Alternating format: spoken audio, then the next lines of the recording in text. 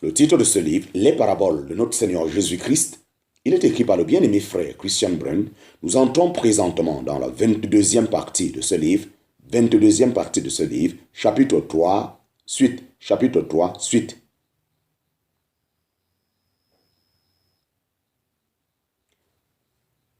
Chapitre 3, petit 1 sous 3. La porte étroite et la porte fermée.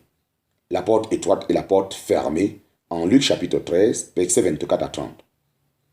L'occasion de la parabole, la porte étroite en Luc, est une question posée par quelqu'un voulant savoir si ceux qui seront sauvés seraient peu nombreux. Tout le paragraphe place la parabole dans un contexte juif. Vraisemblablement, celui qui posait la question voulait savoir si le résidus juif, qui devait être épargné du jugement, comprendrait peu ou beaucoup de gens. Le Seigneur ne répond pas directement à cette question, en soi osseuse et spéculative. Sa réponse vise bien plutôt qui, au lieu de combien. Et il leur dit, luttez pour entrer par la porte étroite, car beaucoup, je vous le dis, chercheront à entrer et ne pourront pas. En parenthèse, Luc chapitre 13, verset 24. Accepter le Seigneur Jésus en ce temps-là, quand il séjournait ici-bas, cela signifiait entrer par la porte étroite. C'est pour cela que les Juifs devaient lutter. Cela ne pouvait avoir lieu que par la repentance et par la foi, comme nous l'avons déjà vu. Effectivement, le Seigneur répond par une double parabole. À la parabole de la porte étroite, il ajoute celle de la porte fermée. Dès que le maître de la maison se sera levé et aura fermé la porte, et que vous vous seriez mis à vous tenir dehors et à heurter à la porte en disant « Seigneur, ouvre-nous » et que, répondant, il vous dira « Je ne vous connais pas, ni ne sais d'où vous êtes ». Alors, vous vous mettrez à dire « Nous avons mangé et bu en ta présence, et tu as enseigné dans nos rues. » Et il dira « Je vous dis, je ne vous connais pas, ni ne sais d'où vous êtes. Retirez-vous, vous tous, ouvriers d'iniquité. » Là seront les pleurs et les grincements de dents, quand vous verrez Abraham et Isaac et Jacob et tous les prophètes dans le royaume de Dieu. Mais vous, jetez dehors.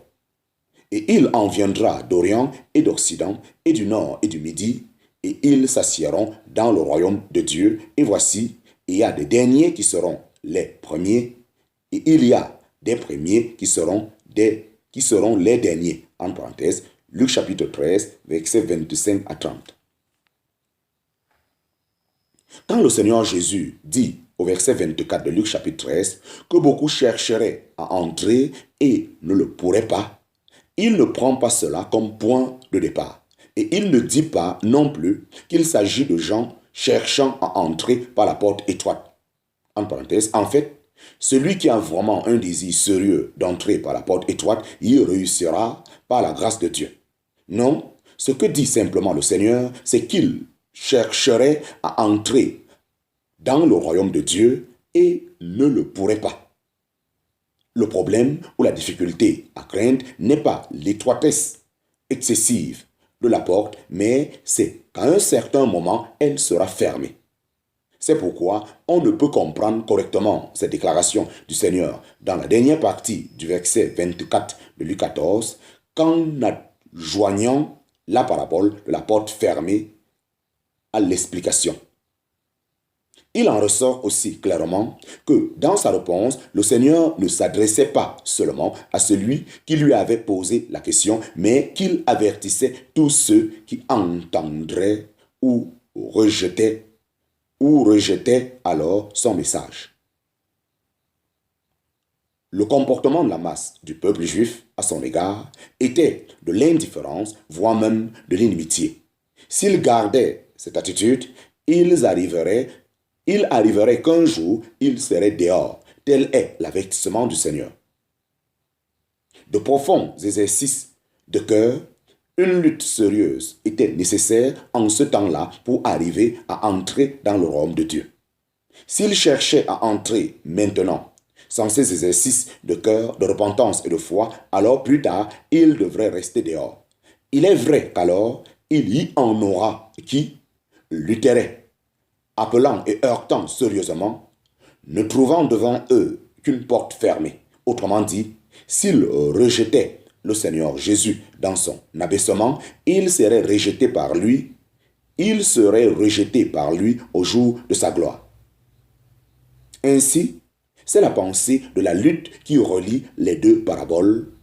Ainsi, c'est la pensée de la lutte qui relie les deux paraboles et qui rend la réponse du Seigneur si expressive, mais aussi si sérieuse. Le terme utilisé par le Seigneur pour lutter, en parenthèse, en grec, agonizomai, qui est égal lutter, se donner du mal pour s'efforcer avec beaucoup d'ardeur, un mot souvent utilisé à propos des combats d'athlètes. Cette portée du sens de ce mot grec montre clairement qu'il n'est pas fait allusion à l'obtention de la béatitude éternelle, mais au fait de la rechercher sérieusement. Cette signification du mot est soulignée par l'usage qui en est fait en Colossiens chapitre 4 verset 12. Et papras, combattant toujours pour vous par des prières. Le dénominateur commun à ces deux paraboles, c'est ainsi simplement lutter maintenant de la bonne manière pour ne pas avoir à lutter un jour en vain. Alléluia. Amen.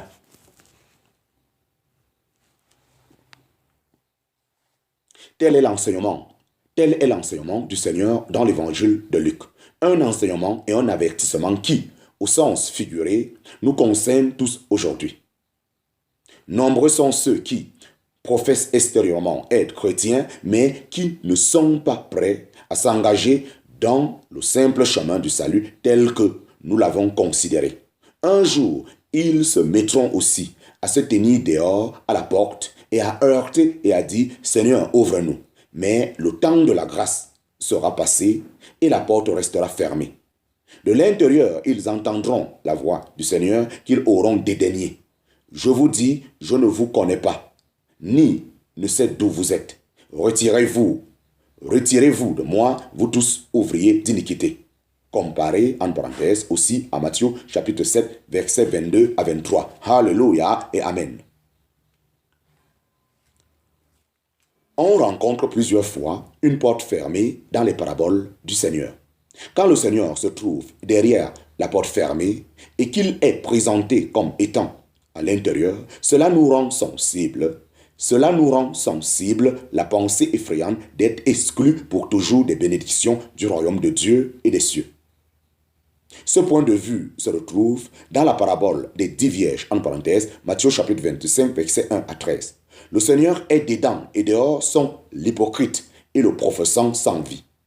Dans la parabole du maître qui revient des noces de Luc chapitre 12, le maître est au contraire dehors et c'est lui qui heurte à la porte. Il attend de ses esclaves une attente dictée par l'amour.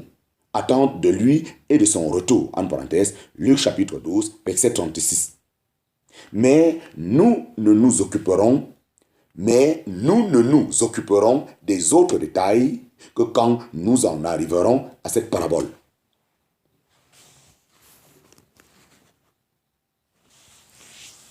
Chapitre 3, petit 2, les deux maisons, en parenthèse, Matthieu chapitre 7, verset 24 à 27, Luc chapitre 6, verset 47 à 49. Les deux maisons, en parenthèse, Matthieu chapitre 7, verset 24 à 27, Luc chapitre 6, verset 47 à 49. Chapitre 3, petit 2, sous 1. Chapitre 3, petit 2, sous 1. Un nouveau contraste.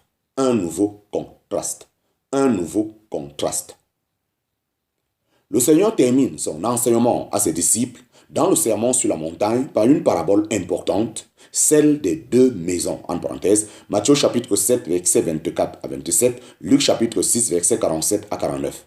Juste avant, il avait parlé de deux portes et de deux chemins, de deux sortes d'arbres et deux sortes de professants, et il avait montré que seul peut entrer dans le royaume des cieux celui qui fait la volonté de son Père.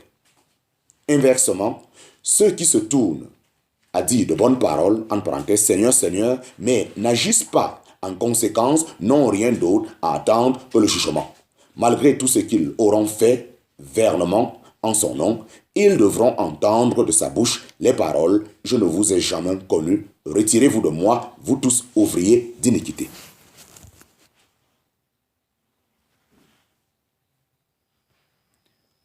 Professer extérieurement, être de Christ sans se soumettre à la volonté de Dieu révélée, non seulement professer extérieurement, être de Christ sans se soumettre à la volonté de Dieu révélée, non seulement prouve la fausseté de la profession, mais conduit en outre à la ruine éternelle.